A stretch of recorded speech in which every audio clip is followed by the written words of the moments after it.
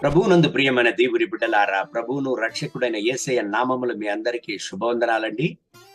ఈ ఉదయకాల సమయంలో 2 కొరింథీయులకు 4వ అధ్యాయం 17వ వాక్యాన్ని చదువుకుని ఈ రోజు కొరకు మనము ప్రార్థన చేద్దాం.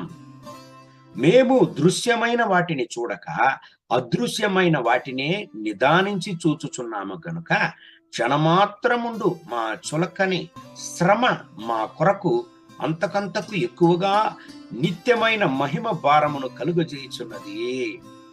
ప్రియమైన దేవుని బిడ్డలారా, 2 కొరింథీయులకు 4వ అధ్యాయం 17వ వాక్యాన్ని మనం చదివినట్లయితే, మారు మనస్సు పొందిన కొరింథీయు సంఘానికి దేవుడు ఇక్కడ పలుకుచున్నాడు, ఈ వాగ్దానాన్ని ఇస్తున్నాడు. ఏ పరిస్థితులు వాళ్ళు ఉన్నారండి? శ్రమను అనుభవించేటువంటి పరిస్థితులు. కానీ దేవుడు వాళ్ళను ఉత్తేజపరుస్తున్నాడు, ఉజ్జీవపరుస్తున్నాడు, ఎంకరేజ్ చేస్తున్నాడు. ఏమని ఎంకరేజ్ చేస్తున్నాడు? క్షణం మాత్రం ముందు ఈ యొక్క శ్రమను గురించి నువ్వు భయపడవద్దు, ఇది గొప్ప మహిమను తెచ్చును, గొప్ప సంతోషాన్ని తెచ్చును. అవును ప్రియమైన దేవుని బిడ్డలారా, మారు మనస్సు పొందిన దేవుని బిడ్డలు దేవుని యొక్క రక్తముతో కడుగుబడిన దేవుని బిడ్డలుగా ఉంటున్నారు, నీతిమంతులుగా ఉంటున్నారు. ఎవరండి నీతిమంతులు? దేవుని యొక్క రక్తముతో కడుగుబడిన దేవుని బిడ్డలు నీతిమంతులుగా ఉంటున్నారు. అవును ప్రియమైన దేవుని బిడ్డలారా, ఈ 2 కొరింథీయులు ఈ సంఘానికి దేవుడు అనే మాట, భయపడవద్దు నీ శ్రమను గురించి, నీ ఉపద్రవాన్ని గురించి, నీ పోరాటాన్ని గురించి, నీ కష్టాన్ని గురించి భయపడవద్దు. క్షణమాత్రం ఉండు నీది, కానీ గొప్ప మహిమను మీకు తెచ్చును. ఈ యొక్క ఉపద్రవమే గొప్ప మహిమగా మారునని దేవుడు అంటున్నాడు. ప్రియమైన దేవుని బిడ్డలారా, ఈ రోజులో కూడా మీరు ఉపద్రవాన్ని అనుభవిస్తున్నారా? శ్రమను అనుభవిస్తున్నారా?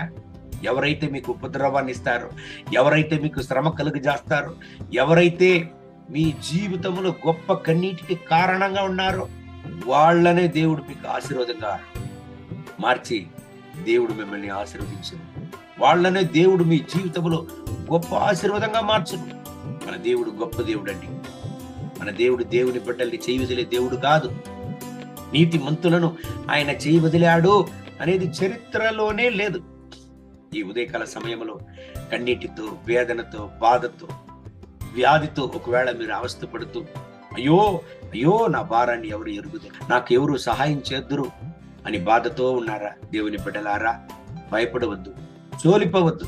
ఎన్ని మెట్టపళ్ళాలి జీవితంలో వచ్చి ఉండు, దేవుడు సహాయం చేయలేదా?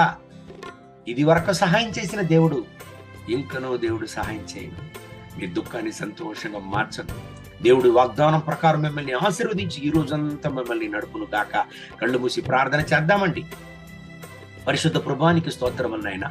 ఈ ఉదయకాల సమయంలో మీ యొక్క బిడ్డల కొరకు ప్రార్థన చేస్తున్నారు. ఎవరైతే కళ్ళు మూసి నా దేవా ఈ ప్రార్థనలో ఏకీభవించి ప్రార్థన చేస్తున్నారో వీళ్ళని ఆశీర్వదించండి. మీ రక్తకోటలో దాచుకోండి, దీవించండి. వీళ్ళ కన్నీటిని తొడవండి. వీళ్ళ శ్రమలను, వీళ్ళ ఉపద్రవాలను, వీళ్ళ కష్టాలను మార్చండి నా దేవా. ఏ ఉపద్రవం, ఏ శ్రమ, ఏ పోరాటం, ఏ కష్టము వీళ్ళను బాధిస్తున్నదో వాటిని ఆశీర్వాదంగా వీళ్ళకు మార్చి ఇవ్వండి నా దేవా. మీ సమాధానంతో, సంతోషంతో వీళ్ళను నింపండి నాయనా. వీళ్ళ చిందిన కన్నీరు చాలు, వీళ్ళ పడిన పోరాటం, వీళ్ళ పడిన కష్టాలు చాలు. ఈ రోజే ఒక అద్భుతాన్ని చేయండి నాయనా.